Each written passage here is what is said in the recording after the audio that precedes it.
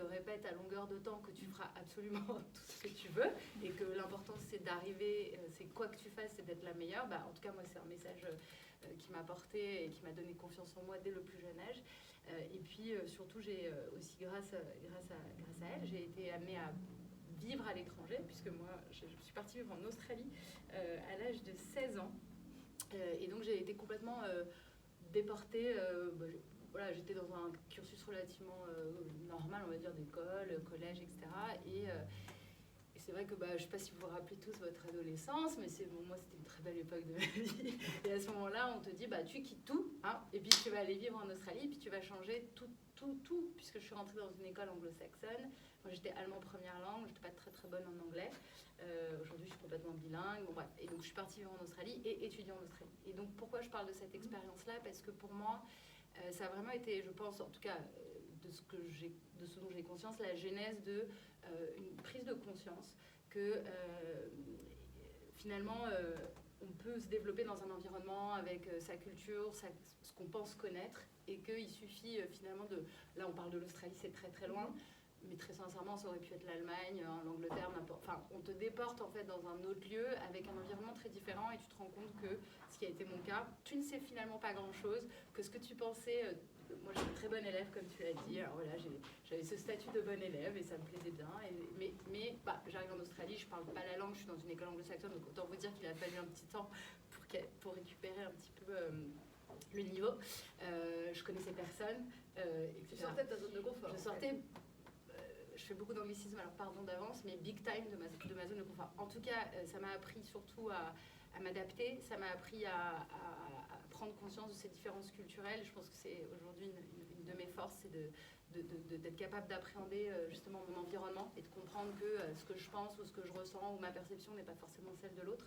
Et ça, en tout cas, ça a été le début, je dirais, le tout début de mon aventure entrepreneuriale, parce que les anglo-saxons ont aussi quand même certaines qualités. Je me rappelle à l'époque que mes camarades de classe avaient toutes déjà travaillé, avaient toutes déjà eu des petits jobs. Ils travaillaient beaucoup, soit pendant les vacances, soit même après l'école, parce que l'école se terminait un petit peu plus tôt. Et c'était un peu la norme finalement que de travailler, d'avoir des petits jobs, ce qui n'était pas du tout le cas, très sincèrement, dans mon environnement en France. Enfin, personne ne travaillait à côté de moi en France. Et donc j'ai commencé à travailler, à faire des petits jobs.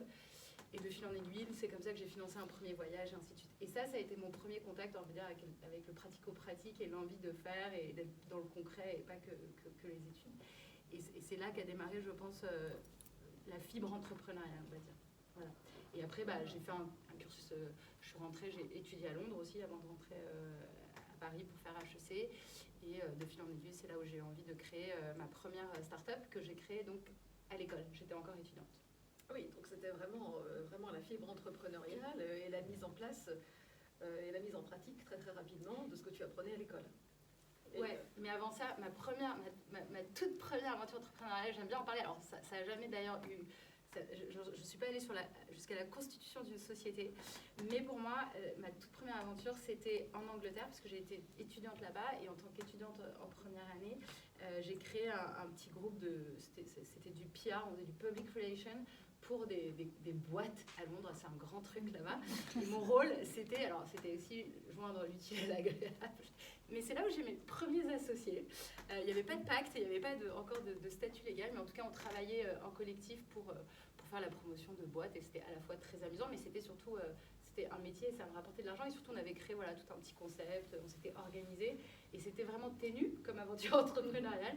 Mais j'ai aussi eu une séparation avec ses premiers associés, et ça a été la fin de l'aventure, mais voilà, c'est vraiment pour moi, c'est cette première initiative, cette première venture, c'était là. Évidemment, après, je suis rentrée à HEC étudier, et là, ça a été beaucoup plus sérieux, puisque je suis entrepreneur, j'ai eu l'opportunité de travailler sur un projet. À l'époque, je ne savais pas que ça allait devenir ma première boîte. C'est là où j'ai rencontré mon associé, la personne qui allait devenir mon associé. Et on a commencé à bosser sur le projet, et j'ai lancé la boîte à la sortie de l'école. Voilà, alors souvent, justement, moi, les questions que je pose à mes invités, c'est comment vous avez financé, parce que, et beaucoup me répondent, j'ai une rupture conventionnelle, ou j'ai ça. Alors toi, tu sortais d'études, parce que qui dit entreprise, et surtout quand il y a plusieurs personnes, tu vas nous parler du premier projet, comment vous aviez décidé de faire? Bon, vous étiez tous les deux étudiants. Alors, pour redonner un tout petit peu de contexte, donc ma première boîte s'appelle Dermans. C'est une marque de cosmétiques. On en parlera déjà sur un projet qui alliait le digital et une distribution sous la forme de vente par relation. Et Dermans, effectivement, c'était déjà des produits. Il y avait de la R&D. C'était un projet très R&D côté tech. Biotech et développement de formules, et donc il fallait de l'argent pour constituer, payer les premiers essais, les premiers développements et les premiers produits et les premiers stocks. Pour financer déjà cette première entreprise, moi j'ai fait un prêt étudiant, et contre toute attente, même étant à la fin de mes études, le banquier de Jouy-en-Josas était fort sympathique et j'ai emprunté le maximum. C'était 50 000 € à l'époque, c'était déjà pas mal. Donc je me suis endettée, en gros, et c'est quand même beaucoup d'argent, 50 000 € quand tu n'as jamais été salarié de ta vie et que tu n'as absolument aucune capacité de remboursement pour démarrer. On en reparlera si vous voulez de quand même sécuriser la santé financière de l'entrepreneur, c'est important pour la continuité du projet. On en reparlera si vous voulez. En tout cas, à l'époque, j'étais jeune et naïve, pleine d'enthousiasme, et j'ai emprunté de l'argent.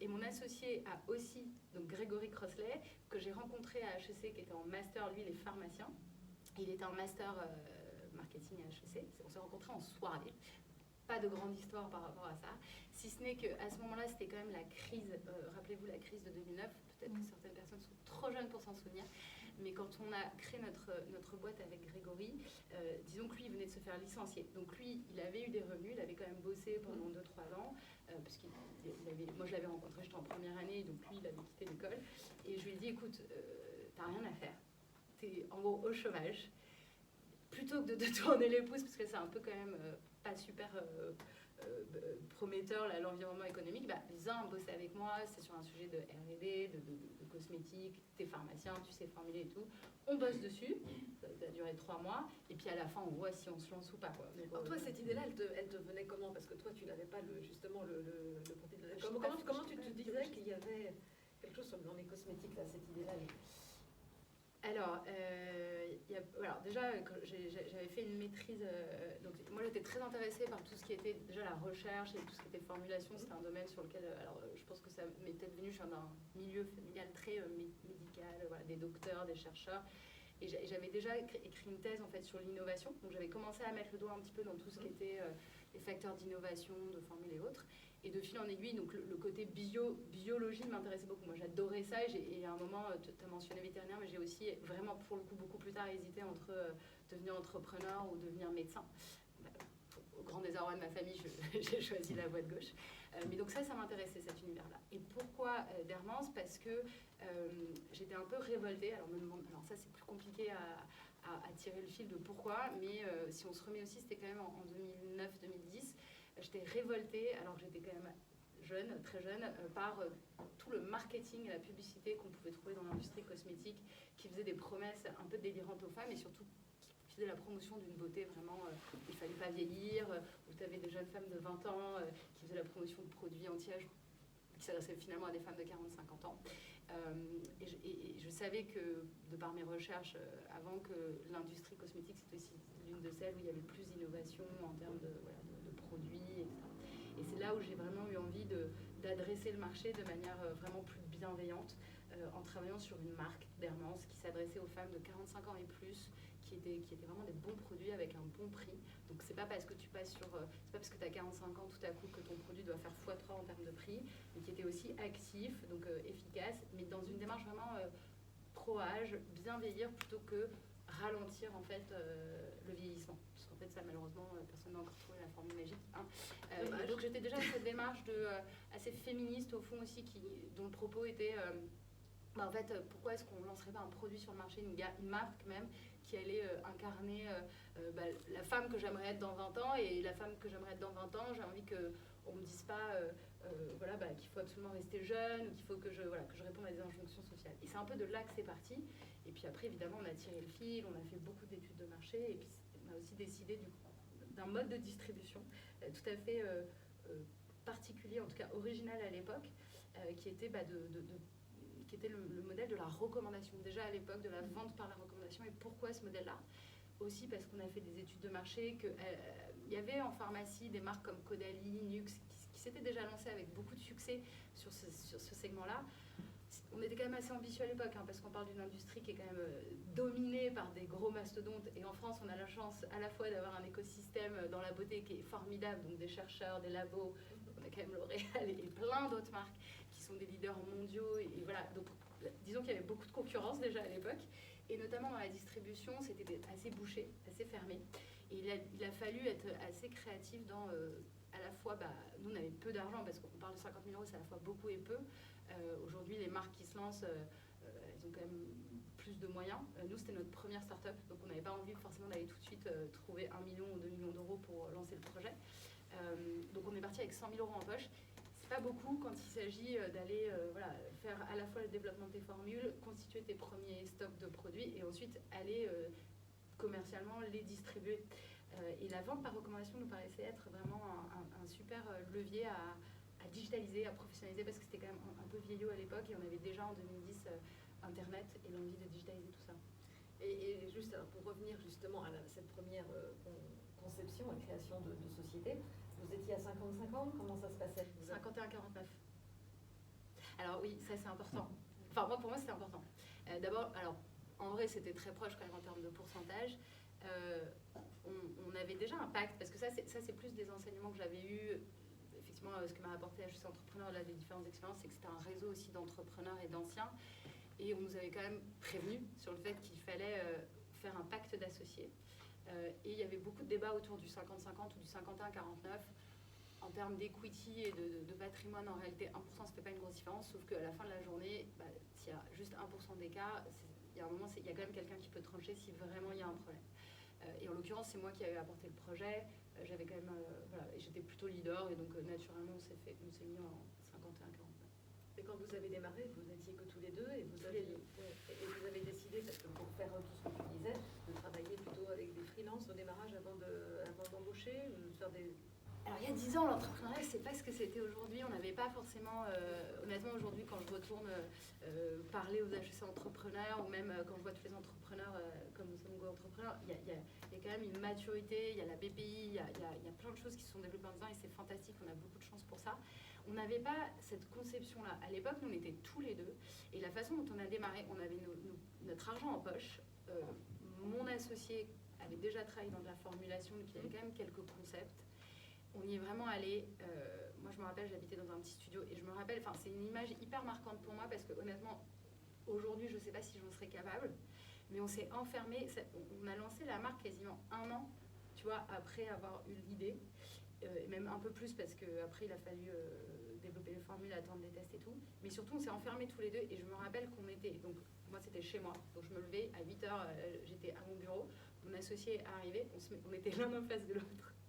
Et on était en train de tout apprendre, en fait, parce que c'est super de faire des écoles de commerce, etc. Mais autant vous dire que ça ne vous apprend pas vraiment à développer un business, encore moins quand il est innovant.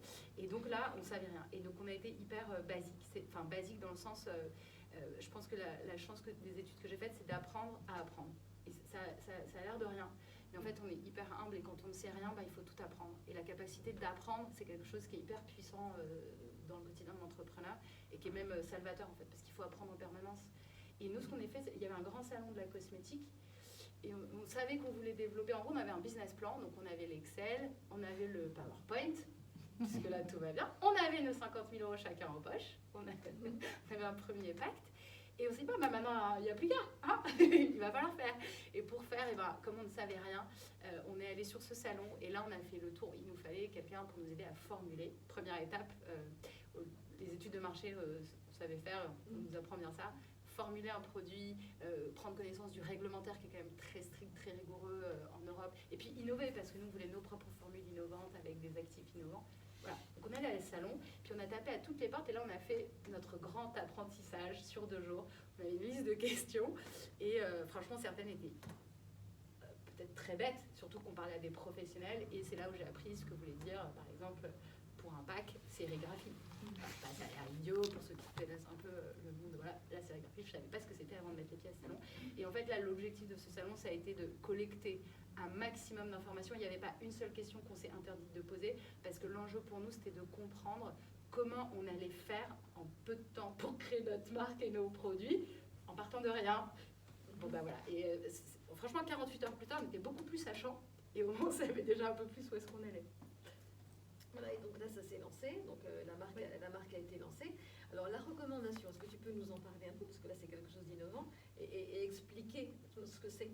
Oui, alors traditionnellement, en fait, il y a un modèle d'abord la vente par recommandation, qu'est-ce que c'est? Je pense que tous dans cette salle, vous avez déjà fait de la recommandation à quelqu'un. C'est recommander un produit cosmétique, mais aussi une bouteille de vin, un bouquin, une pièce de théâtre, un professeur, de venir ici au Midi Entrepreneur. En fait, le principe de recommandation, c'est quelque chose qui est hyper intéressant parce que c'est profondément ancré dans nos relations sociales, donc on sait le faire naturellement. Il y a des gens qui le font plus ou moins, il y a des gens qui aiment le faire plus que d'autres, mais en tout cas c'est une forme de partage avec l'autre et où on se porte un peu garant d'une expérience et on va lui dire bah tiens ça je pense, je te connais, ou je pense te connaître et ça je pense que ça va te plaire. Ça c'est le principe de recommandation. Ce principe-là, il a été transformé en business. Il y a des modèles de vente par recommandation qui se sont développés au démarrage aux États-Unis, avec notamment une marque qui s'appelle Tupperware, qui aujourd'hui est un petit peu dans la tourmente, mais qui est quand même l'un des grands leaders de ce modèle-là, en tout cas historique, et qui, dont le principe c'était qu'en fait, plutôt que d'avoir une boutique ou à l'époque un site internet un peu froid, eh bien il y a une personne qui teste le produit, qui connaît le produit et qui va être en capacité de trouver et d'en parler et de recommander ses produits à son entourage, et puis au-delà de son entourage, à des gens qu'il rencontre par réseau, beaucoup par relation aussi. Donc la vente par recommandation, c'est tout ça. Ça, c'était l'état dans lequel c'était en 2010. Aujourd'hui, juste pour vous donner un ordre d'idée, c'est un marché de plusieurs centaines de milliards dans le monde, hein, et ça concerne tous les biens de consommation. C'est plus ou moins connu dans certains pays, mais c'est très puissant. Et en tout cas, notre conviction de l'époque, et qui ne fait que s'affirmer aujourd'hui, c'est que c'est le modèle qui va vraiment disrupter le commerce, et notamment grâce aux nouvelles technologies et au digital. Donc ce modèle, à l'époque, il est assez traditionnel, il est fait de manière physique, et donc c'est des réseaux qui existent en France pour conseiller des produits, des vêtements, des petites boîtes en plastique, des outils de cuisine. Il y a des marques comme Vorwerk, Thermomix. Il y avait à l'époque Charlotte Lingerie, qui était une marque assez connue dans la mode, qui est l'une des boîtes qui a été plusieurs fois élue boîte la plus rentable de France. On avait déjà ces exemples de modèles qui fonctionnaient sur le marché français pour plein de produits différents. La recommandation, ça nous est apparu, et nous on s'est beaucoup inspiré à l'époque de Benefit, qui est une marque aussi qui avait lancé notamment au UK ou autre, ce principe un peu de viralité autour des tests produits, alors dans une version assez moderne aussi de la reco, avec un mix de physique et de reco, mais bon, c'est ça qui nous avait un petit peu inspiré. Et ce qui est très drôle en fait, c'est qu'on n'aurait pas pensé à ça, comme quoi parfois la vie est drôle. On avait fait un peu toute notre étude de marché, donc on avait regardé tous les modèles, les canaux de distribution traditionnels, enfin classiques on va dire, le retail, la pharmacie, l'e-commerce, etc. Je pense qu'il y a des gens qui vont se retourner, enfin que ce soit de la cosmétique ou autre chose, on se pose tous à un moment la question de à quel moment je vends mon produit, enfin et comment je le vends surtout. Et c'est une question qu'on ne se pose pas suffisamment, je pense. On pourra y revenir. Et nous, en tout cas, on avait plein de choix. Et là, à HEC Entrepreneur, on avait une camarade de classe. On a eu la chance de bosser, comme je disais, sur notre projet avec plein d'étudiants finalement, et qui nous a dit mais est-ce que vous avez pensé à ce modèle de personal shopping? Elle l'appelait comme ça, parce qu'en plus elle venait du luxe, elle avait plutôt une expérience dans le luxe, et c'est des modèles aussi qui étaient assez travaillés, le personal shopper dans le luxe. Et elle dit je pense qu'il y a un truc à creuser, parce que vous voulez incarner une marque bienveillante, portée, et nous c'était vrai que ça nous intéressait beaucoup de la faire porter par des femmes qui étaient consommatrices du produit, pour répondre à cette injonction qui était des femmes de 20 ans qui font la promotion d'un produit qui s'adresse à des femmes de 45, on se dit ce serait quand même vachement bien si des femmes qui utilisaient les produits pouvaient en faire la recommandation à leurs proches et à la cible. Et c'est ça qui a mis la petite puce à l'oreille. Et finalement, une fois qu'elle a eu dit ça, bah là mon associé m'a dit mais oui, mais ma maman elle vendait Oriège et machin, et mon oncle c'est le grand Manitou, le grand patron de Tupperware et tout. Tu vois, alors que spontanément ça lui était pas mis à l'esprit. Et donc c'est dit, ok, et ben ça on va creuser et on va travailler sur ce modèle de vente par recommandation.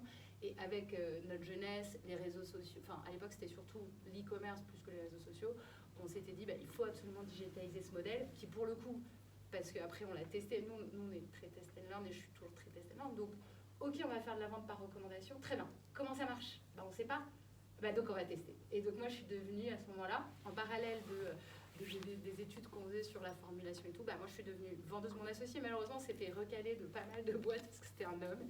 C'est vrai que c'était des populations très féminines, donc il s'est un peu fait jeter. Mais moi on m'a prise et donc j'ai été travailler pour plein de marques. Tupperware, Natura Brasil qui venait de se lancer en France. Donc tu as testé, tu es devenue représentante du Tupperware et tu as fait tes petites manières. Absolument. Dans le métro, j'étais avec vous pouviez me voir à l'époque avec mes sacs Tupperware. Et là, j'avoue que mon entourage m'a quand même dit, franchement Isabelle, faire 8 ans d'études pour te retrouver dans le métro à faire des ventes Tupperware, on comprend pas. Je dis, si vous allez bientôt comprendre, vous inquiétez pas. Je suis en pleine étude de marché. Alors, la seule chose que je dois vous partager, je peux le dire parce qu'avec maintenant il y a prescription, la seule chose qui m'était un tout petit peu mal à l'aise, c'est que je suis quelqu'un d'assez entier et qu'il y a eu quand même une phase de dissimulation parce que c'était compliqué pour moi quand même d'arriver dans ces boîtes-là et d'expliquer que j'étais en train de monter un business, pas forcément concurrent, mais en tout cas, voilà, j'étais quand même là en veille, quoi. Donc ça, c'était pas toujours confortable parce que j'ai rencontré des personnes extraordinaires dans cette industrie, mais en tout cas, c'est comme ça que j'ai appris sur le terrain en devenant moi-même vendeuse et en essayant de comprendre, du coup, dans plein de boîtes différentes. Pourquoi ? Parce que à l'époque, s'il y a bien un sujet que j'avais identifié, c'est que chacun avait sa méthode, et c'est aujourd'hui ce qu'on essaye d'ailleurs de casser avec Johnny Moi, c'est de créer vraiment un leader dans ce qu'on appelle aujourd'hui le social selling et la vente par recommandation, de la professionnaliser et de créer un système qui est duplicable à l'infini. Mais à l'époque, et c'est toujours le cas, les pure players, donc les pure players, c'est ceux qui avaient leur réseau, leur marque, chacun a sa sauce. Et donc pour comprendre les différentes sauces, je suis allée tester différentes choses. Voilà. Oui, mais ça montre, tu illustres bien que quand on est entrepreneur, des fois on a l'idée de qui va acheter, de comment ça va se passer, mais si, c'est pas, il y a toujours un écart assez important entre la réalité. Donc, ouais, là, quand même, cette première start-up derrière, c'était assez ambitieuse puisque on était vraiment dans l'innovation sur 2 axes. Donc une innovation de marché en termes de positionnement avec une marque innovante. On a développé des brevets avec l'INSERM. On avait convaincu le professeur Humbert de vraiment de nous aider sur, parce que c'était un spécialiste de l'anti-âge. Donc voilà, donc gros volet innovation d'ailleurs qui avait été financé à l'époque par ce qu'on appelait OSEO, avant que ça ne s'appelle BPI France. Merci à BPI, puisqu'on a quand même nous financé une partie après des formes grâce à OSEO.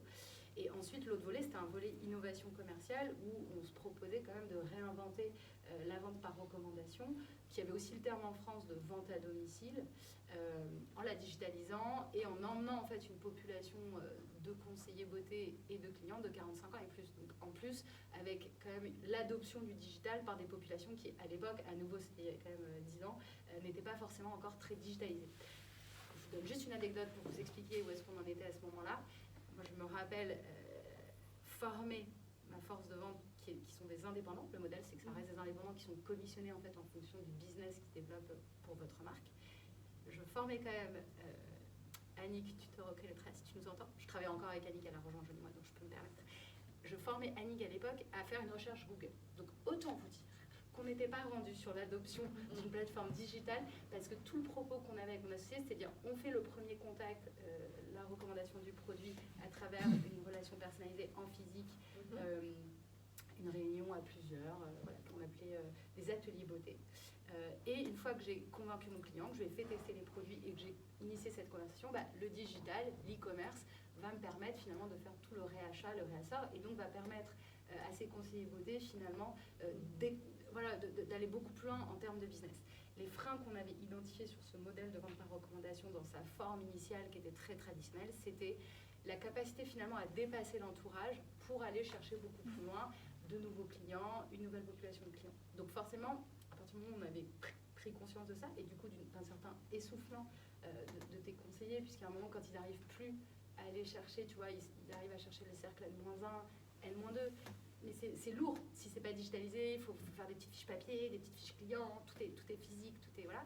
Et donc on s'est dit, ce que nous aussi on peut apporter en termes d'innovation sur ce modèle de vente, c'est la digitalisation quand même. Donc toute la tech qui derrière va permettre, une fois que tu connais ton client, de continuer la conversation en ligne et la vente en ligne et ainsi de suite. Voilà. Donc déjà à l'époque c'était ça notre vision. C'est juste que à ce moment-là, à la fois la population de clients et de vendeurs qu'on visait n'était peut-être pas la cible de early adopters rétrospectivement qu'il aurait fallu privilégier.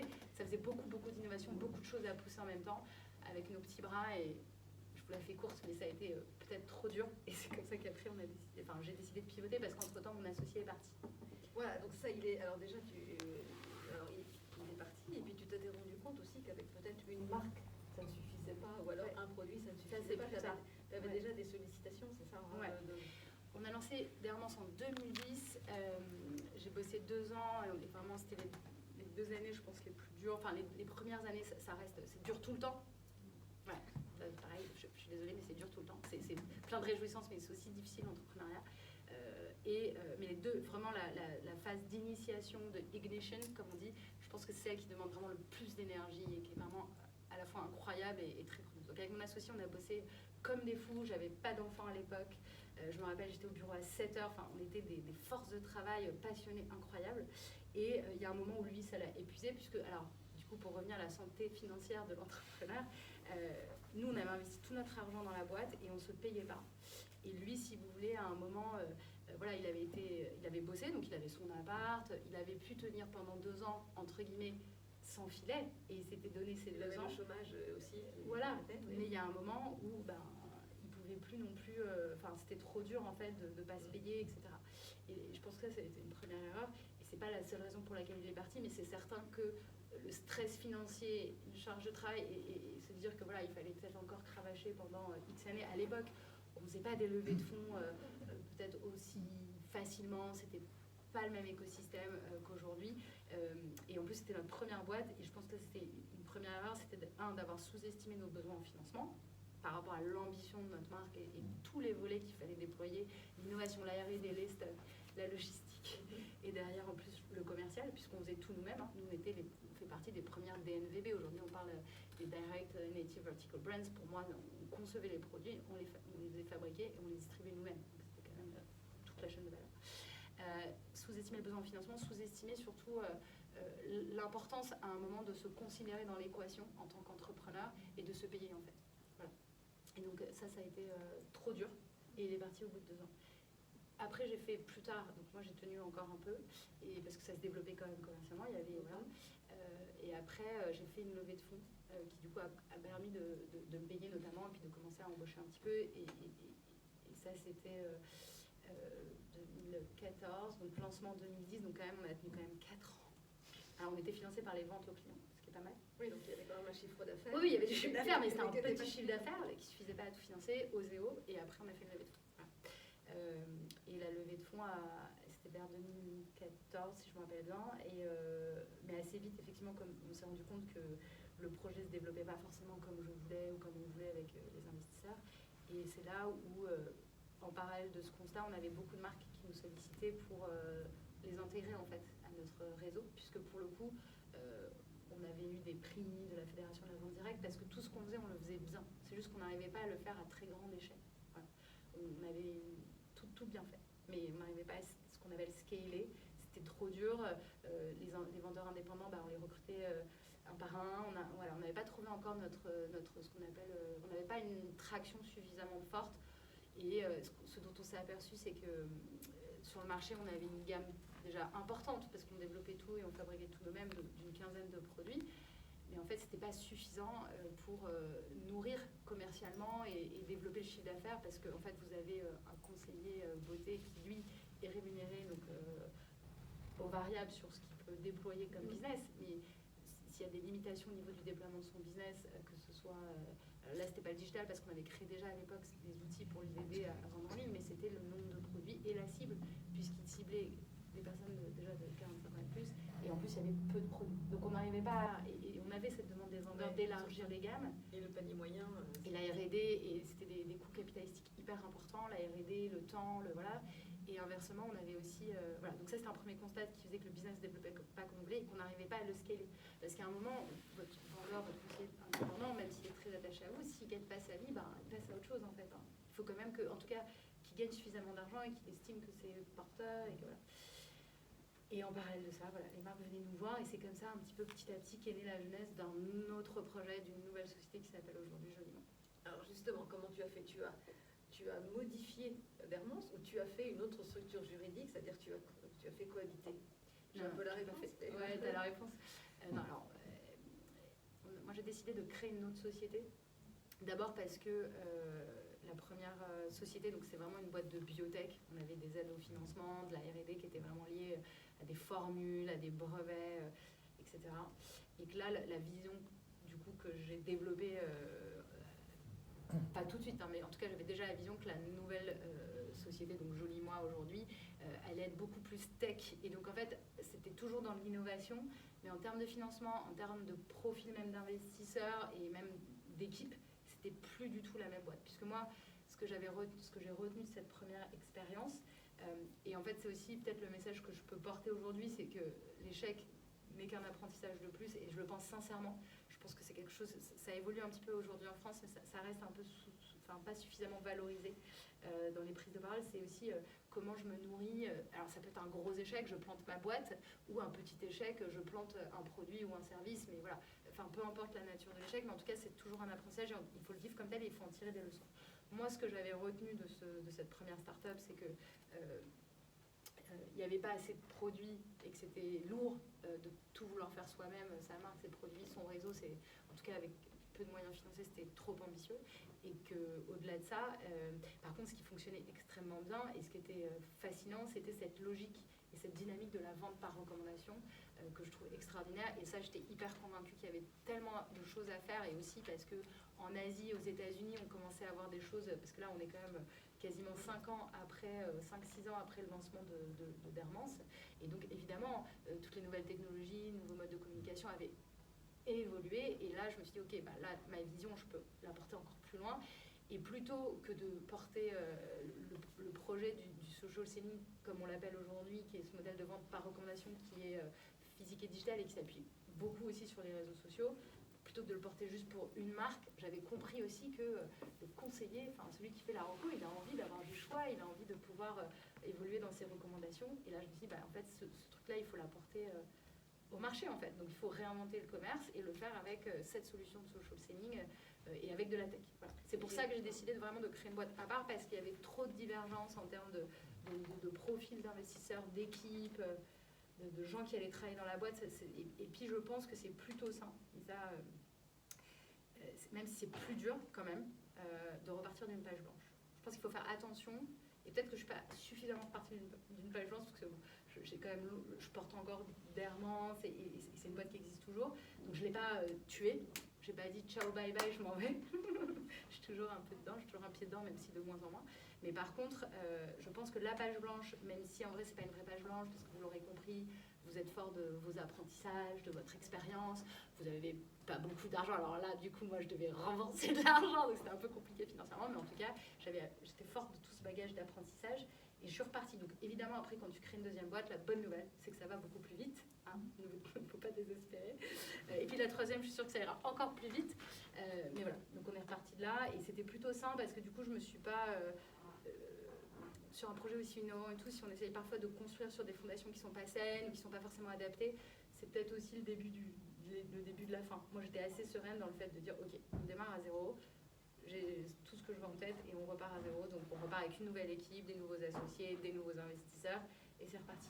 Oui, sachant que la première, elle était aussi au-delà des distributions, il y avait quand même le produit. Et la seconde, elle est plutôt sur la distribution, sans avoir la conception du produit. Voilà, Joli Moi, aujourd'hui, on n'a pas nos marques, enfin, c'est pas notre marque, on n'a pas de marque cosmétique chez Joli Moi. On a décidé, puisque c'était mon expertise et que c'est un marché qui est très porteur, de développer la solution dans l'univers de la beauté et du bien-être. Il faut aussi accepter de repartir de ce dont qu'on connaît. Et c'est comme ça que... Et puis après, si vous voulez, je peux vous raconter comment j'ai démarré Joli Moi, parce que pareil, hein, moi, j'avais pas d'argent. Voilà, alors on attend sur Joli Moi. Donc, parce que voilà, donc, tu as cette boîte, tu continues, donc tu as toujours des renonces. On comprend que tu es seul, tu as des investisseurs qui te suivent, mais au niveau des ventes, tu n'as pas forcément tous les moyens. Tu as cette idée en disant, voilà, il faut que j'aille sur plusieurs marques. Tu veux garder Dermance quand même, et tu te dis, ouais, mais bon, là, je veux faire un truc à côté, et je pars pas toute seule. Ouais. Je sais ce que je veux faire, mais je pars pas toute seule. Oui. Alors, donc là, comment tu as trouvé ceux et celles, enfin, je pense plutôt celles, qui t'ont accompagné dans l'aventure? Alors, pour commencer, déjà, j'ai convaincu mes investisseurs de départ, bon, parce que le projet initial n'avait pas forcément fonctionné comme ils souhaitaient, mais en tout cas, j'ai réussi à les convaincre de créer et de m'accompagner. Alors, il n'y avait pas que eux, mais en tout cas, au tout début, il y a eu quand même ces investisseurs qui avaient toujours confiance en moi, et je les en remercie, et qui ont décidé de repartir avec moi. Donc, ont mis 100 000 € quand même dans la boîte. Et les 100 000 € de départ, c'était vraiment pour faire ce qu'on appelle une proof of concept. Donc là, on est en 2016. Et il n'y a rien.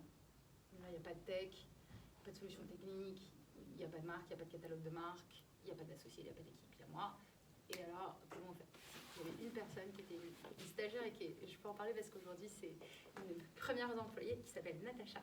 Et Natacha, elle était stagiaire à l'époque chez moi. Et avec Natacha, on s'est dit, ok, bon, c'est bien joli tout ça, mais pour faire la proof of concept, on ne va pas dépenser tout notre argent sur une plateforme tech incroyable, alors qu'on ne sait pas s'il y a un marché, s'il y a des vendeurs, etc. Donc on a d'abord convaincu, moi la chance que j'avais, et on l'a dit, c'est que comme j'étais dans l'industrie, je connaissais des marques, et des marques étaient venues à moi pour que finalement je les distribue sous la forme de vente par recommandation. Je leur avais dit, bah non, c'est pas possible, c'est pas du tout mon modèle, ça va pas fonctionner d'un point de vue économique. Par contre là, je suis allée voir les marques en disant, ok, il n'y a pas de site, il n'y a pas de nom, il n'y avait pas de nom, Joli Moi n'existait pas. Par contre, j'ai une idée, est-ce que vous me donnez des produits? Et puis on va tester. Et donc là, je suis vraiment partie, et j'étais repartie 6 ans plus tard, avec mes petits produits, mes petits sacs, à refaire de la vente à domicile, enfin à refaire des ateliers, parce que j'avais besoin de comprendre, l'expérience que je pouvais délivrer, parce que là l'idée c'était vraiment de faire une recommandation hyper personnalisée en multimarque, donc d'amener aussi cette dimension pour le client final qui était génial. Je ne recommande plus qu'une marque, là je vais être encore plus dans le service, je vais recommander plein de marques, des routines, etc.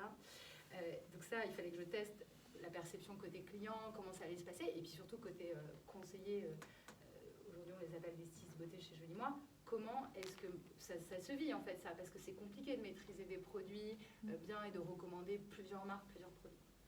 Donc je l'ai fait, et malgré toute mon expertise en formulation, je me suis rendu compte que c'était quand même vachement compliqué d'être pertinent pour faire une recommandation beauté. Alors là c'était très soin visage, parce que c'était aussi l'univers d'où je venais. Aujourd'hui Joli Moi c'est beaucoup plus large que l'univers. Mais à l'époque, c'était vraiment très focalisé sur le skincare, le soin. Et je me dis, waouh. Alors, si, déjà, moi, j'ai quand même quasiment 6 ans d'expérience dans la formulation. Je connais quand même bien le produit, machin. Ok, un peu compliqué pour mon vendeur. Mais par contre, super retour client, qui adorait toujours ce modèle hyper personnalisé, intime en fait, de reco, où c'est exceptionnel quand même de passer quasiment 1 heure, 1 heure et demie avec une personne qui est juste là pour toi, qui te conseille, et c'est un service qui est gratuit. Toi, en tant que client, tu ne fais que payer le produit, et tu ne payes pas en fait le temps que tu passes avec ce conseiller, etc. Donc, comme j'avais des super retours clients, je me suis dit, ok, alors ça peut se faire, je pense qu'il y a un marché. Par contre, là, il va falloir vraiment, le premier outil qu'on va développer, c'est un petit outil quand même d'aide à la recommandation, pour déjà permettre au plus grand nombre de rentrer dans cette activité, qui était la recommandation pour tous, c'était déjà là. Par contre, il faut cet outil. Et c'est là où on a commencé à créer ce qu'on appelle aujourd'hui le Beauty Affinity. Affinity, c'est une technologie algorithmique très développée aujourd'hui. On a des data scientists et tout. À l'époque, je suis repartie pareil je me suis entourée là d'utilisateurs de freelance, de gens qui travaillaient un peu dans la reco avec des algorithmes, c'était à la mano, c'était des arbres décisionnels. Mais déjà, on a commencé à développer ce petit outil. Oui, parce que si tu promets la technicité, il fallait effectivement que les personnes... Il fallait un outil pour aider les gens, enfin les stylistes beauté, à délivrer la promesse quand même de recommandation, mais pertinente. Parce que là, on était vraiment dans une démarche déjà, ok, je fais de la reco, mais sur du soin ou sur des produits un peu plus complexes, j'ai envie de faire de la reco pertinente. Voilà, pour créer ce repeat, ce réachat, créer une nouvelle expérience sur le marché.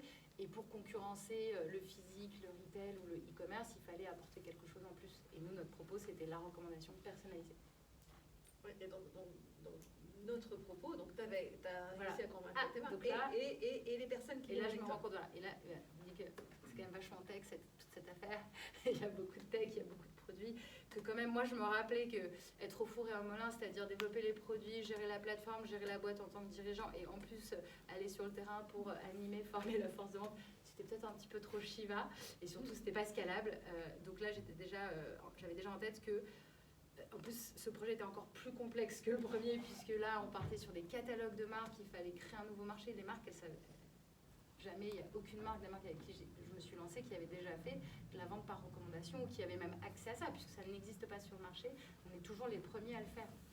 Pas de pourcent de concurrence directe. Donc, je savais qu'il fallait des associés. Voilà, en tout cas, j'avais envie de m'associer, parce que je pense qu'une de mes forces aussi, c'est de savoir dans quoi je suis bonne et dans quoi je suis moins bonne.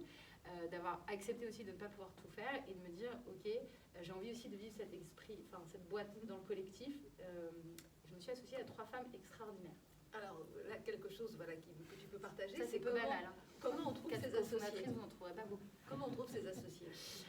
Alors, là, moi, donc, comme j'avais déjà cette première aventure entrepreneuriale, j'avais déjà un petit réseau de d'entrepreneur parce que ce que j'ai toujours aimé faire pour le coup, c'était aller au contact. Il y avait deux écoles, deux ambiances à l'époque, je me rappelle. C'était ceux qui avaient une idée et qui voulaient jamais en parler. C'est j'ai mon idée, j'en parle pas. On va me la voler, on va me l'appliquer, on va me la copier.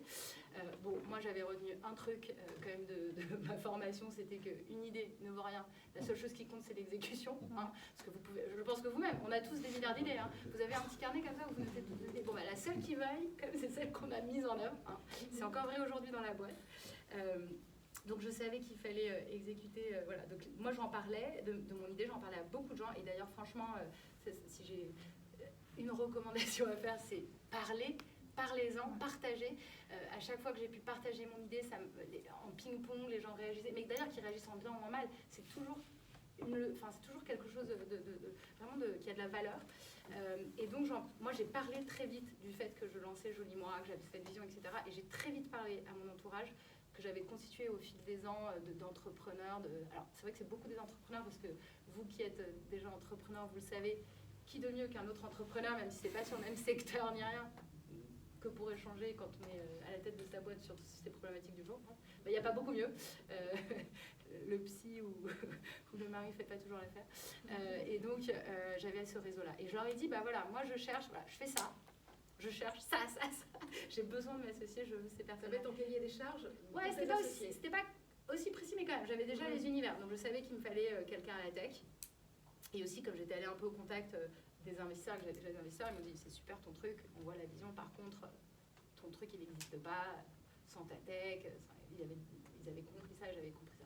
Donc, il nous fallait quelqu'un qui allait porter tout le projet de tech, parce qu'encore une fois, entre-temps, je ne m'étais pas formée au code et j'étais pas biologiste au départ et j'étais pas non plus scientifique ou développeur pour Joli Moi.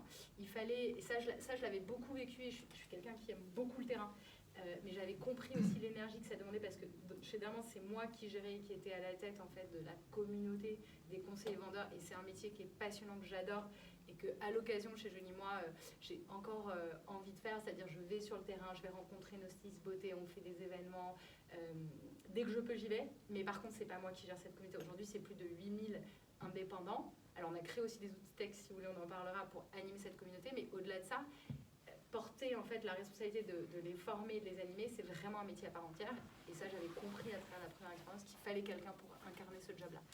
Et cet associé-là, comment je l'ai rencontré? En fait, pour la petite histoire, parce que c'est un petit milieu, la vente par recommandation ou le social selling, c'est que Aurélia, donc, qui aujourd'hui est à la tête de la communauté, c'est un terme qui n'existe dans aucune boîte, elle s'appelle Chief Network Officer.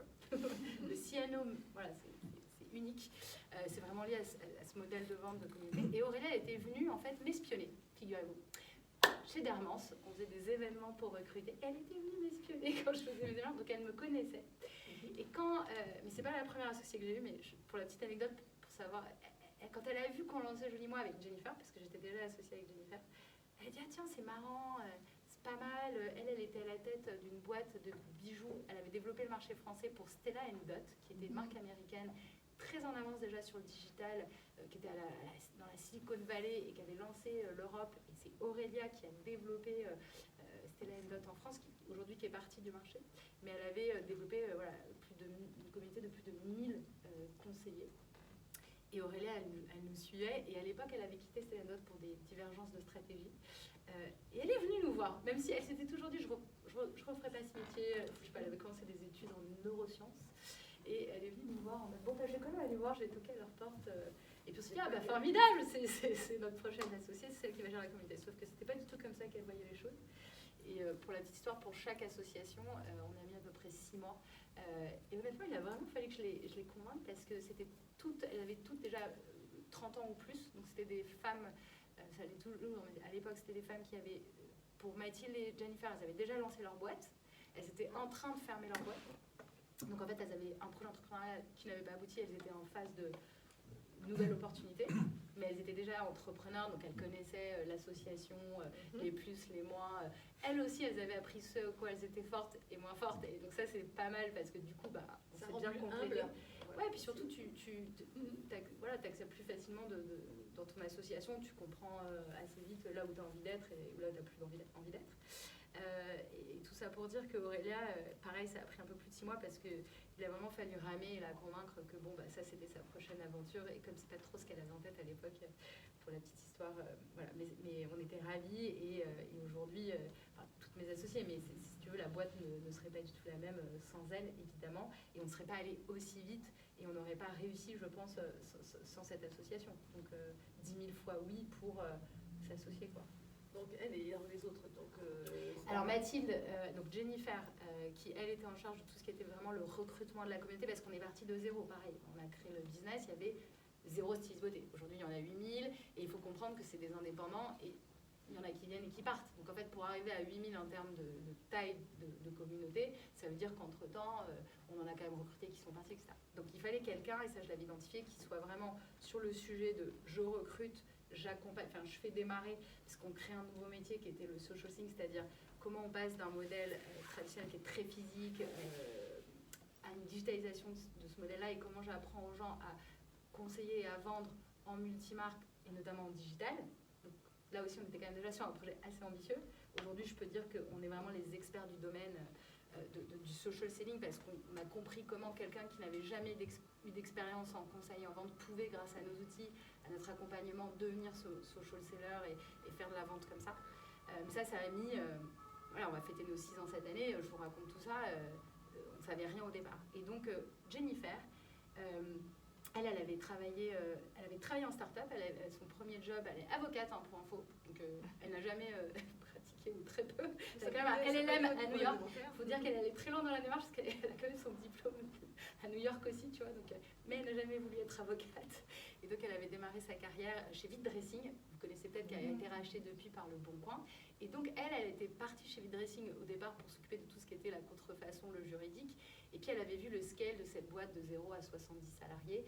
Et puis au départ elle était dans le juridique et à la fin elle avait fini par tout faire. Enfin elle faisait le community manager, enfin la start-up quoi. On l'avait prise pour un truc et puis au final elle faisait beaucoup plus. Et cette aventure-là lui avait donné envie de créer sa boîte Place du Mariage. Et elle avait créé une place de marché pour le mariage. Et elle gérait en fait, j'arrive à pourquoi on s'est associés, mais elle gérait en fait toute la partie marchand. C'est-à-dire elle gérait toute sa boîte, mais je veux dire elle avait vraiment en particulier cette expertise de comment je recrute un client digital, comment je recrute un marchand, et comment j'accompagne ce marchand, parce que c'était une place de marché. Donc les marchands à l'époque c'était du B2B, c'était des magasins d'accessoires, de mariage, etc. Comment j'accompagne ce marchand à performer sur ma place de marché, donc sur mon site. Donc elle avait déjà cette vision du produit, quand même du digital, etc. Et Jennifer à ce moment-là était en train de réfléchir à arrêter cette place du mariage pour passer à autre chose. Et là, idem, j'en parle à une copine qui s'appelle Arbia Smithy, qui est l'incroyable fondatrice de Rosalie. Regardez si vous ne connaissez pas, qui est une fintech. Et Arbia, à l'époque, elle avait créé Carnet de mode. Et donc, Jennifer avait postulé chez Arbia. C'était dans la mode, start-up et tout. Et je lui parle de cet associé que je cherche. Elle me dit, attends, tu sais quoi? J'ai reçu un CV. Jennifer. Est-ce que je pense que peut-être regarde, peut-être ça peut le faire. Voilà. Et donc, en fait, ce CV ne m'était pas adressé. Mais je l'ai quand même pris. Je me suis permise de contacter Jennifer. Elle dit ok, go, on se rencontre. Et voilà, ça a démarré comme ça. Donc ça, c'est mise en relation, voilà. Aurélia, vous l'aurez compris, c'était une espionne. C'est elle qui a pris contact parce qu'elle nous suivait. Et Mathilde, assez drôle aussi parce que quand même la tech et les CTO, pour ceux qui recrutent des CTO, autant vous dire que c'est un petit challenge de voir les temps qui courent. Et là, en plus, moi, je n'avais pas d'ancrage du tout dans le monde de la tech. C'est-à-dire que autant la bio, les labos, oui. La tech pure, non. Par contre, j'étais hébergée, donc le pouvoir du réseau aussi, chez Céline Lazorte, donc dans les bureaux de Litchi Mangopé à l'époque, où je sous-louais en fait un espace, parce qu'ils avaient pris ils sont toujours là-bas, un super lieu, et j'avais sous-loué un espace pour m'installer avec Jennifer à l'époque, et un peu après Aurélia, et puis un stagiaire. Voilà. Mais par contre, dans ces bureaux, il y avait Litchi Mangopé, il y avait donc la CTO de Litchi Mangopé qui s'appelle Laure Némé, et je ne remercierai jamais assez Laure. Et Laure Némé, elle a créé un réseau qui s'appelle les Duchesses, qui est l'un des premiers réseaux de développeurs en France. Aujourd'hui, c'est des milliers de développeuses. Et elle connaissait une CTO qui s'appelle Mathilde Rigavert. Et elle m'a dit, tiens, ah ouais, tu cherches quelqu'un dans la tech? Alors autant vous dire que je n'avais pas dit femme CTO, hein, parce que déjà les CTO c'est compliqué. Alors si en plus tu mets la casquette femme, c'est mission impossible. Je cherche un CTO, elle m'avait dit, ah bah écoute, c'est marrant, j'ai cofondé les Duchesses avec Mathilde, elle est brillante. Écoute, elle vient me mettre sur Twitter qu'elle était en recherche d'une next adventure. Je fais, waouh, alors si elle a mis sur Twitter qu'elle recherchait sa première aventure, Je pense que la compétition va être rude, parce que c'était vrai, là on parle de 2017, c'est encore plus vrai aujourd'hui, mais autant vous dire que je n'étais pas la première à la contacter. Hein. Par contre, mon petit avantage concurrentiel, il était double, c'est que déjà je connaissais Laure, donc Laure m'a fait une petite intro.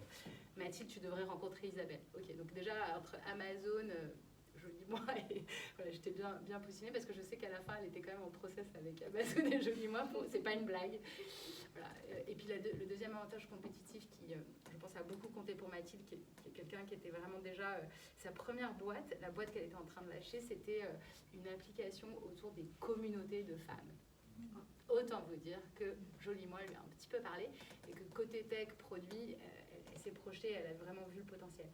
Et pareil, Mathilde, il a fallu quand même se battre contre Amazon. À l'époque, on avait déjà, comme je vous l'ai dit, fait une petite levée de fonds qui a permis en fait de payer les premiers salaires, mais en fait, on n'était pas non plus à des salaires suffisamment compétitifs avec Amazon. Donc, ce qu'il a convaincu, c'est pas le salaire, c'est évidemment de s'associer, de rejoindre l'équipe qu'on avait commencé à former avec Jennifer et Aurélia, et surtout le projet et la mission et la vision aussi avec un impact social hyper fort dès le départ, qui était de permettre aussi à des milliers et des milliers de femmes et d'hommes de devenir entrepreneurs grâce au social selling et de gagner leur vie.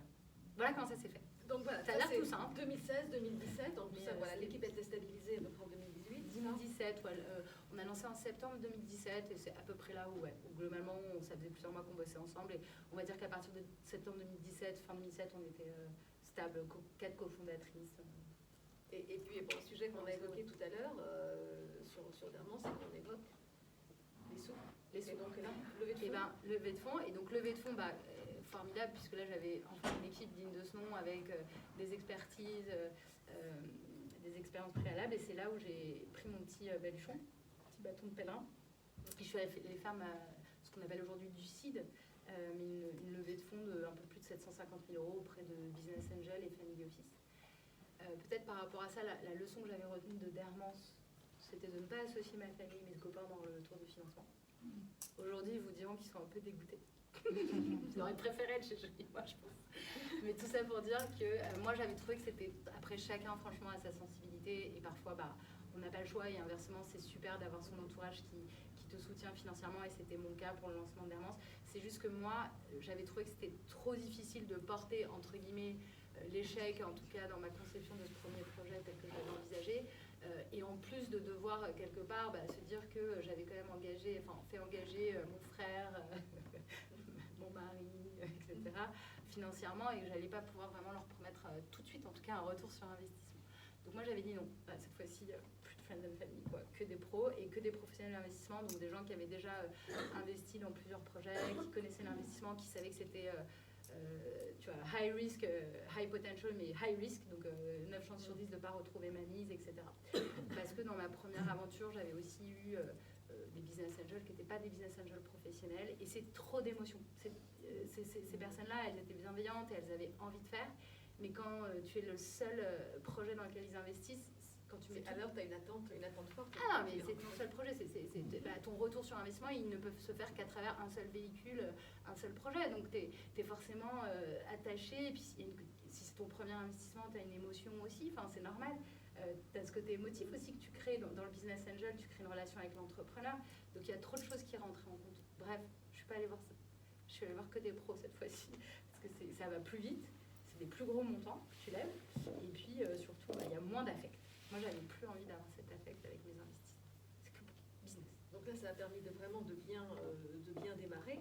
Ouais, 750 000 €, ça nous a donné les moyens de lancer, de financer du coup la tech, puisque là, je suis allée très vite, mais on a fait nos petits tests comme ça avec nos petits produits et je suis repartie et faire les ventes. Et puis assez vite, évidemment, avec Mathilde et tout, là, on a vraiment monté donc, le premier produit tech qui a été le Beauty Affinity, qui était finalement premier outil à la fois pour que le client puisse avoir sa reco personnalisée un peu live et créer de la transparence dans la recommandation, mais surtout pour que le styliste beauté puisse, à très grande échelle, conseiller des centaines de clients sur des centaines de produits très facilement.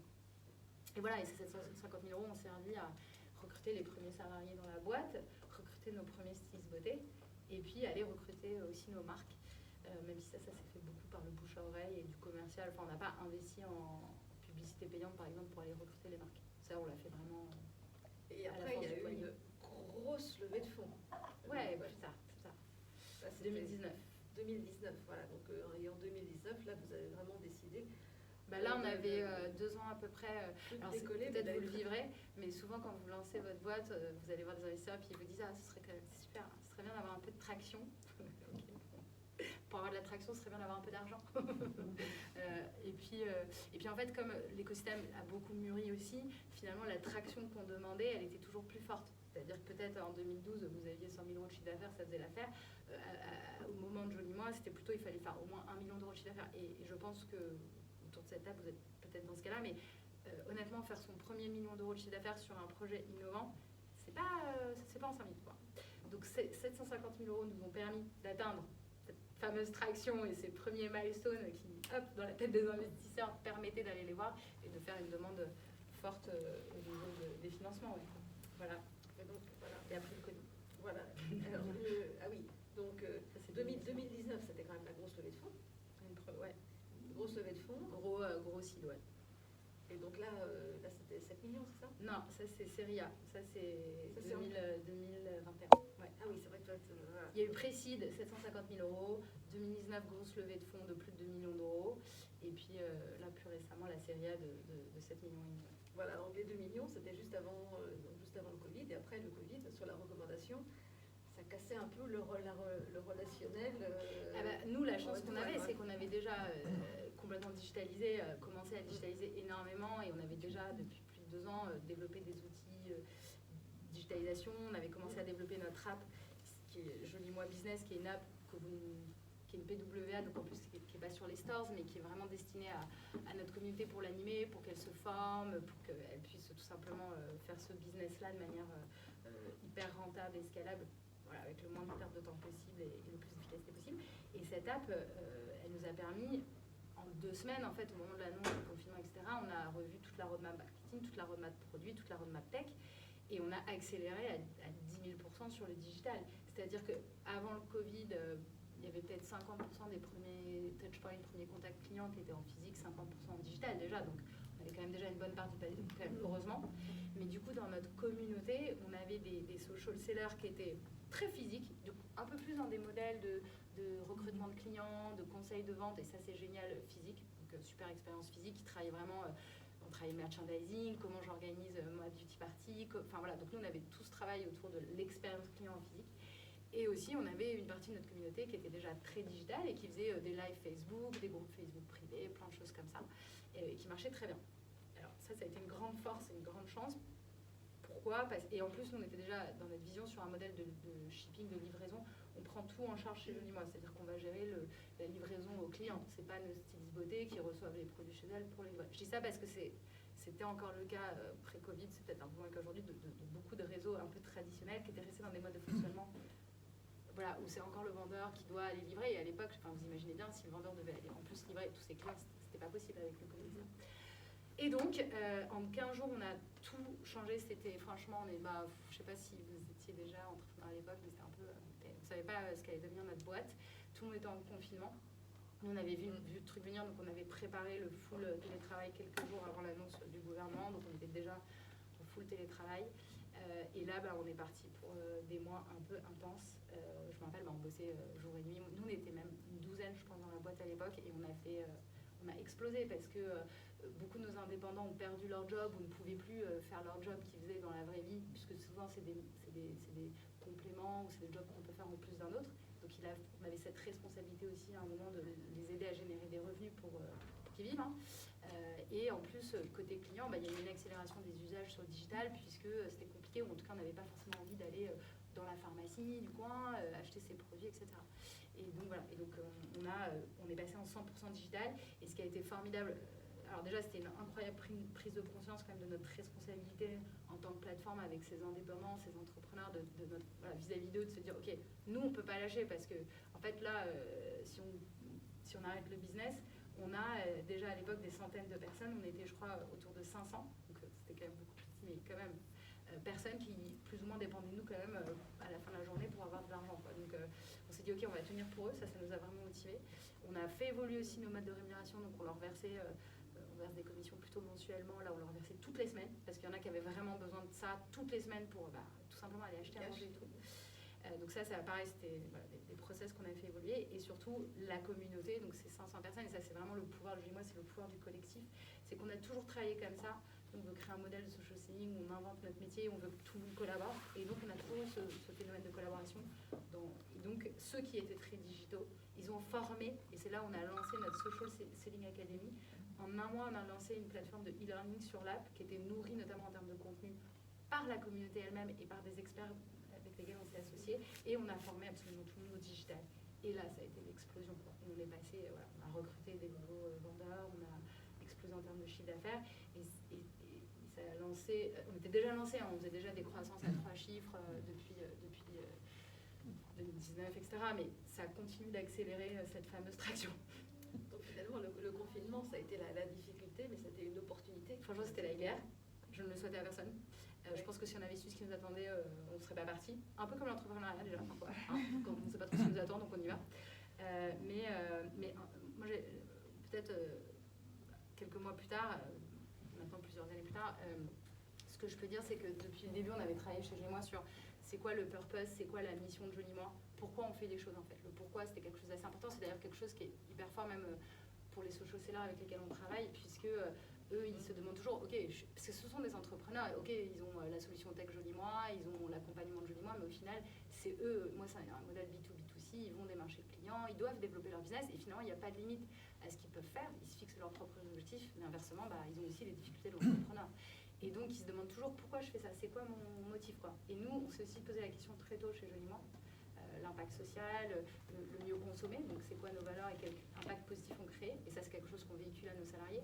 Donc, on avait beaucoup travaillé, et à l'époque, c'est vrai qu'il y a des moments où je me suis dit, franchement Isa, tu es en train de développer ta boîte, là tu es en train de demander à tes salariés qui sont même pas une dizaine, de réfléchir aux valeurs, enfin on faisait beaucoup on a co-créé les valeurs de Jolie Moi avec nos premiers salariés, évidemment avec les cofondatrices, mais surtout avec ces premiers salariés qui sont d'ailleurs toujours dans la boîte, ça c'est aussi une grande fierté.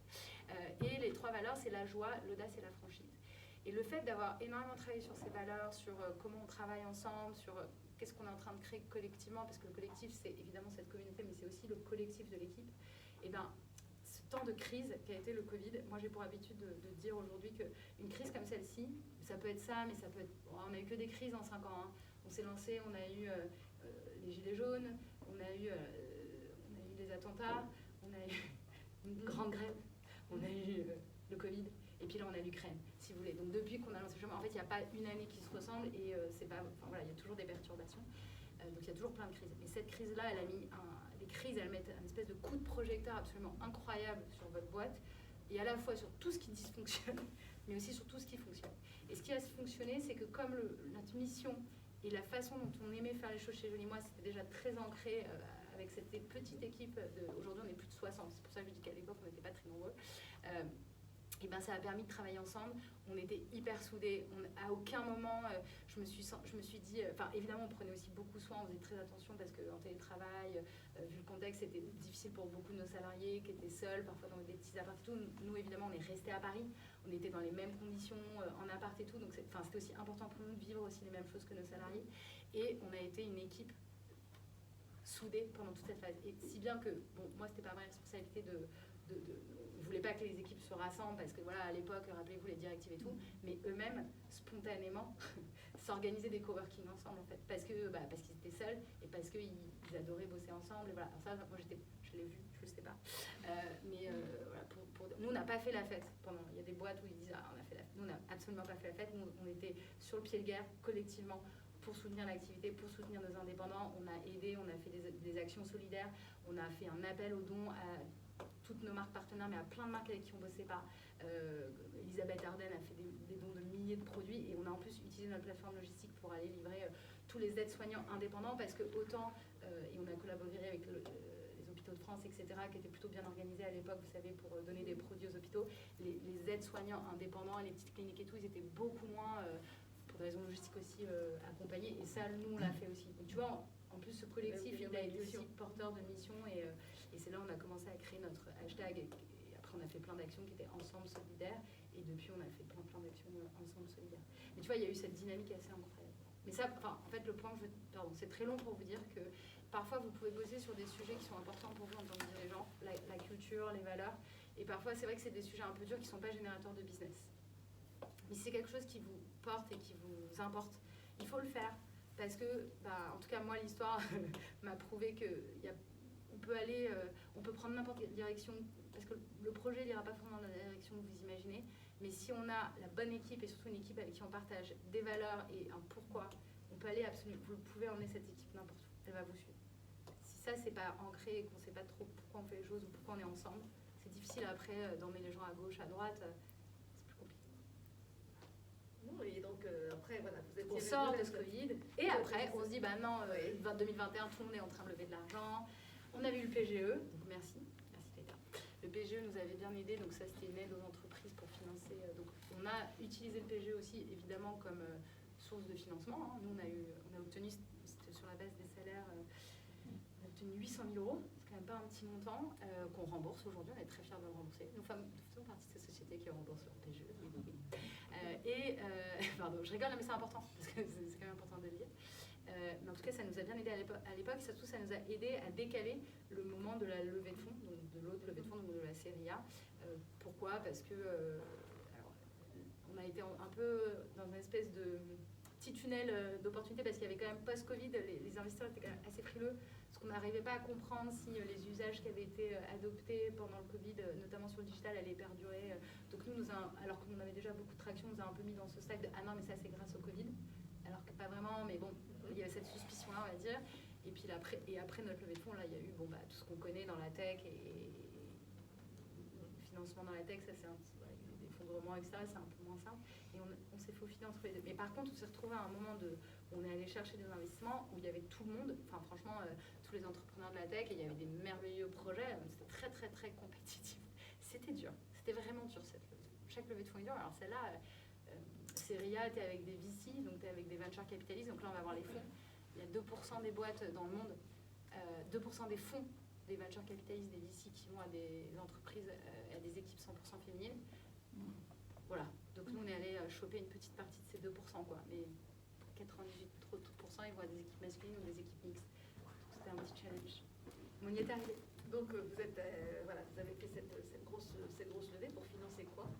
Alors beaucoup pour financer la structuration de la boîte avec du recrutement des employés et la tech. Enfin, en gros, c'est beaucoup des people, donc des développeurs, des data scientists, des gens au produit, structurer aussi une équipe de direction où on est passé de 4 à 7 avec, on a recruté un chief product officer. Voilà, on a maintenant ce structure pour pouvoir aller beaucoup plus loin et continuer d'aller très vite et évidemment financer aussi la croissance. Puisque depuis maintenant bientôt plus de 3 ans, bientôt 4, on est sur des croissances à 3 chiffres en fait, chaque année. Donc il faut aussi financer les opérations, structurer la boîte, parce que c'est comme une fusée.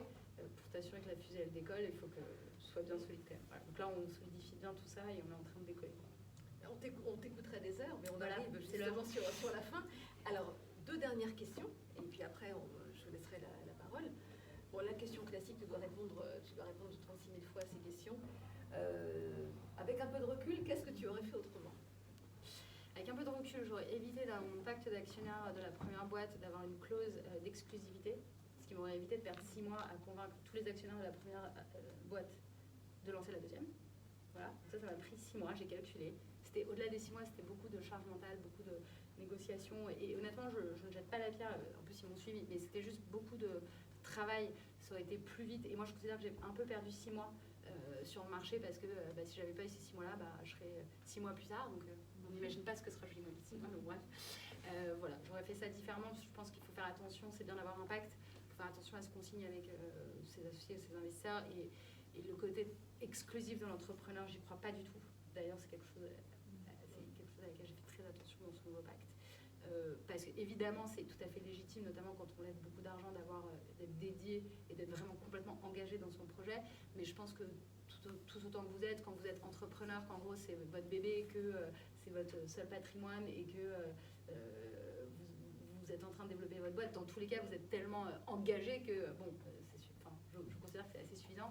Après qu'il y ait des clauses de travailler la majorité de son temps dans la boîte, évidemment, je peux comprendre du point de vue de l'investisseur. L'exclusivité, c'est très compliqué et je trouve ça trop dur. Donc ça, je le ferai différemment. Et ta deuxième question, c'était quoi ? Qu'est-ce qui te rend la plus fière ? Je crois que c'est... Je ne vais pas faire de spoiler sur les thèmes BPI, mais ce qui me rend la plus fière aujourd'hui, je pense qu'il y a 2 choses. Moi, j'ai toujours voulu développer une société vraiment dans le collectif et donc vraiment de marcher. Enfin, là, on a des nouveaux bureaux. Vous ouvrez la porte et j'ouvre la porte et je vois tous les talents qui ont rejoint l'aventure, plus de 60 aujourd'hui, et toutes ces personnalités hyper brillantes, qui nous accompagnent, qui croient en ce qu'on fait. Et ça, franchement, c'est une fierté quotidienne d'avoir réussi à créer en fait une entreprise avec plus déjà de 60 salariés, et on en recrute 30 cette année, donc on va peut-être être pas loin d'une centaine à la fin de l'année. Vraiment une grande fierté. Ça, c'est quelque chose que j'avais pas vraiment réussi à concrétiser avec ma première start-up. Donc et j'aime beaucoup toutes les logiques humaines, HR, organisationnelles. Ça me porte beaucoup. Et deuxième fierté, vraiment, pour le coup, c'est vraiment de disrupter le monde du commerce et d'accompagner aujourd'hui plus de 8000 femmes et hommes dans l'entrepreneuriat et à créer leur activité grâce au social selling. Et je pense que c'est que le début. Ma vision, c'est que c'est vraiment le futur. Et dans quelques années, nous serons probablement des millions dans le monde. Donc voilà, c'est ça qui me rend très fière aujourd'hui. Joli moi, la licorne. Absolument. Eh bien, écoute, merci et bravo.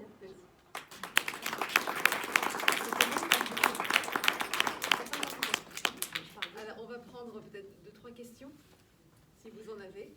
Il est déjà 14h10. Oui. La question que je m'étais posée, c'était comment vous avez réussi à dépasser la barrière digitale, justement, d'un côté, sur quelque chose qui finalement est très... on a besoin de toucher aussi les produits, il y a les textures, il y a toutes ces choses-là qui jouent aussi. Si je te réponds grâce à l'humain, c'est très drôle. Alors, juste, je vais essayer de faire synthétique parce qu'effectivement, on a beaucoup parlé déjà, mais il y a peut-être au début de Joli Moi, j'aurais dit, et je le disais, je pense pour trouver des traces, qui est très doué pour ça, que la techno, c'était vraiment pour empower humans.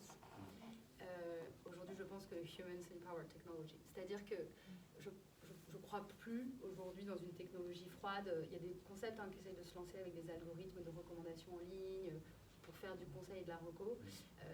J'y crois plus. Ce que je crois qui fonctionne, c'est vraiment ce modèle de vente par recommandation. Et ce qui fonctionne dans la beauté comme dans d'autres secteurs, c'est même si le test produit, le toucher reste quelque chose qui a de l'importance, et sur certaines catégories de produits, notamment plutôt sur du maquillage, par exemple des fonds de teint et tout, on voit quand même que c'est important le test physique du produit. On a encore du mal, même on a un studio de réalité augmentée qui permet d'essayer son fond de teint avec l'aide d'un styliste beauté en digital. Typiquement sur ce genre de sujet, ça reste un peu compliqué, on n'arrive pas à craquer le truc. Et sur tout le reste, à la fois cet outil, cette technologie de recommandation qui n'a cessé de s'améliorer, qui est un outil de reco non biaisé, qui tient vraiment compte des besoins clients, et en parallèle qui vient screener l'intégralité des catalogues, ça quand même c'est un outil qui a vraiment qui crée de la conviction et un match avec nos clients, et ça les aide dans leur choix. Mais au-delà de ça, c'est vraiment l'accompagnement de ces outils techno par une personne qui est le styliste beauté et qui va le faire en digital et sous forme de conversation. Et c'est pour ça que je te dis qu'aujourd'hui, ce qui marche, c'est, j'aurais que ma techno, je pense que ça ne marcherait pas aussi bien. Ce qui marche bien, c'est des outils qui crédibilisent et qui permettent en fait d'amplifier le pouvoir de l'humain, parce qu'effectivement, de ce point de vue-là, tu es incapable de screener toi-même 5000 produits avec les listings qui par cœur pour matcher par rapport à telle problématique, telle allergie, etc. Ça, l'outil techno peut le faire. Tu as une allergie, on va explorer les produits, donc ce ne sera pas dans ta reco. Mais derrière, entre la reco A, B, C et D, te convaincre et t'expliquer pourquoi A c'est mieux que B que C, ça nécessite une conversation et un contact. Et ça, c'est l'humain qui le fait chez nous. Moi, du coup, c'est pour rebondir par rapport à la réponse, c'est sur la cannibalisation pour moi du portefeuille de marques que tu englobes. En fait, comment ça fonctionne, comment tu fais pour projeter une croissance avec le nombre de marques que tu peux proposer sans être sur un système de cannibalisation du coup entre les produits, parce que du coup c'est un peu le challenge aujourd'hui de la beauté pour moi.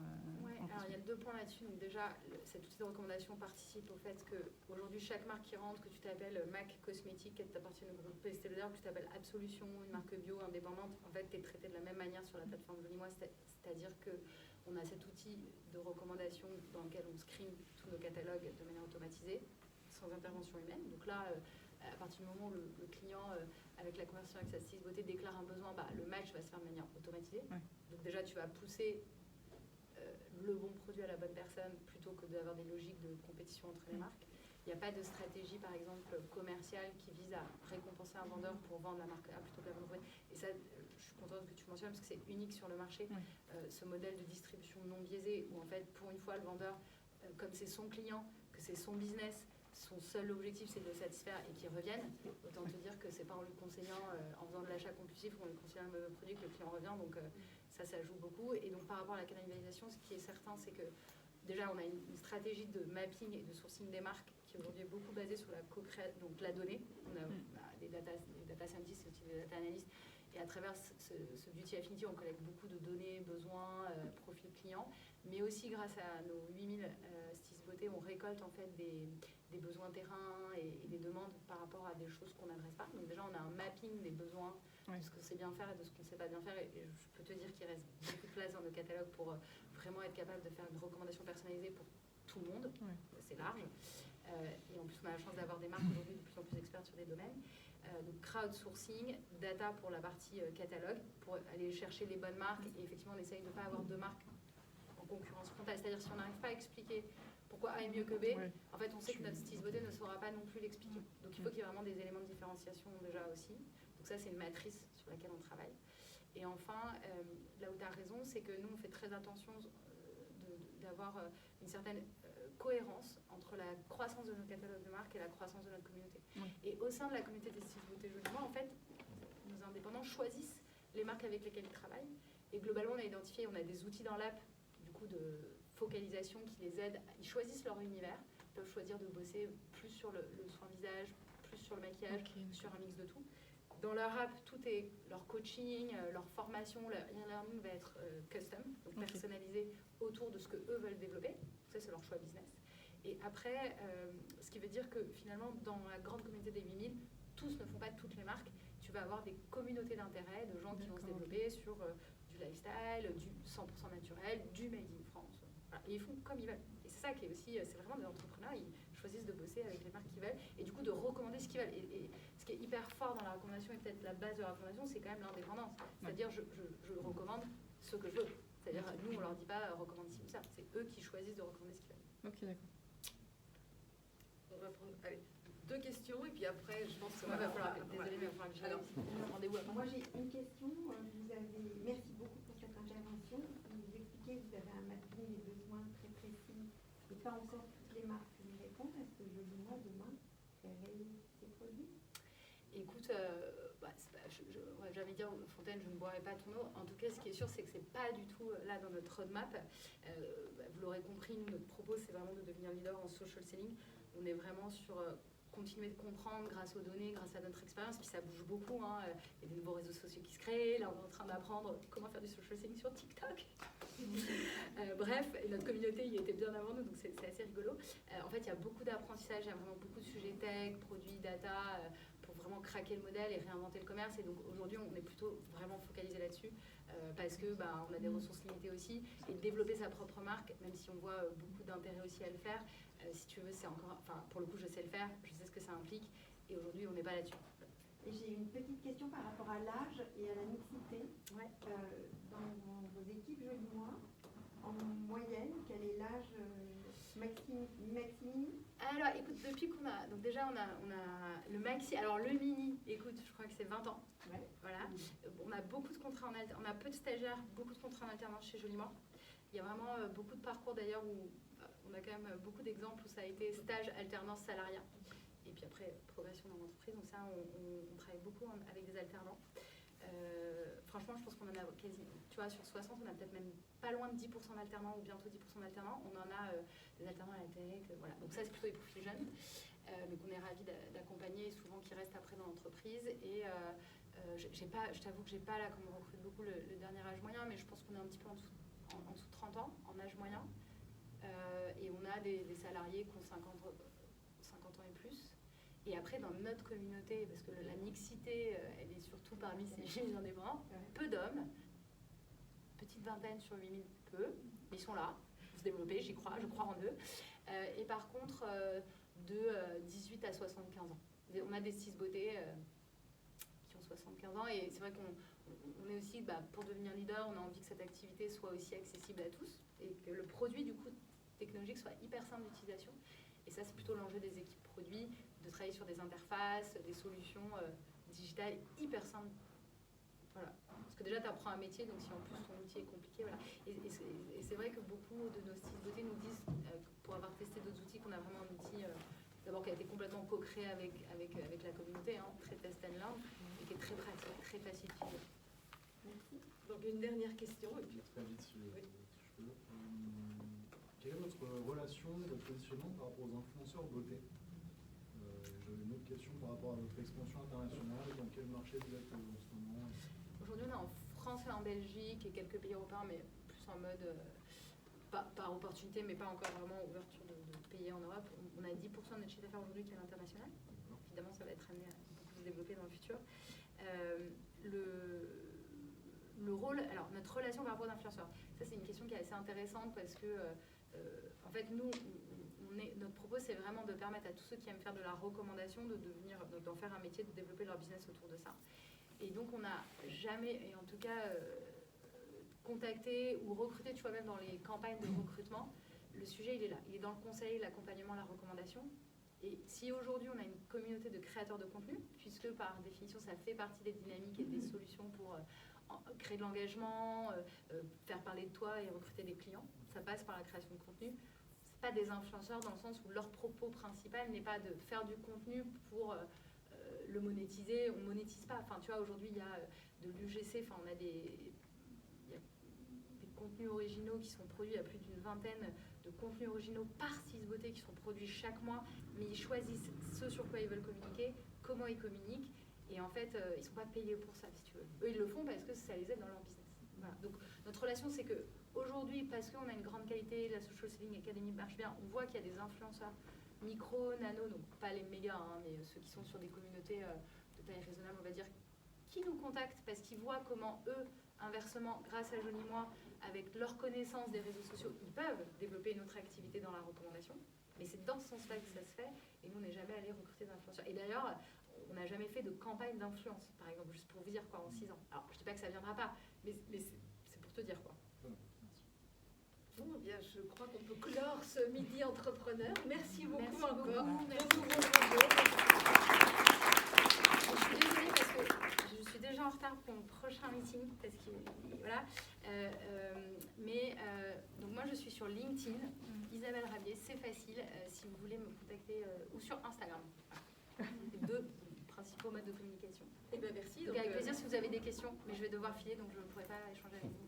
Le prochain midi entrepreneur aura lieu le 11 juillet. Nous aurons une jeune entrepreneur de 26 ans qui a créé Allegria, Estelle Curcio, voilà. Ah, j'adore.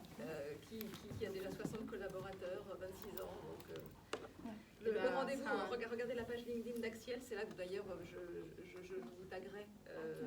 Là, comme ça, vous pourrez aussi. Ce sera un super rendez-vous. Allez, super, Christelle. Eh ben, merci à toi. Merci beaucoup. Merci beaucoup. Merci et à bientôt. Merci.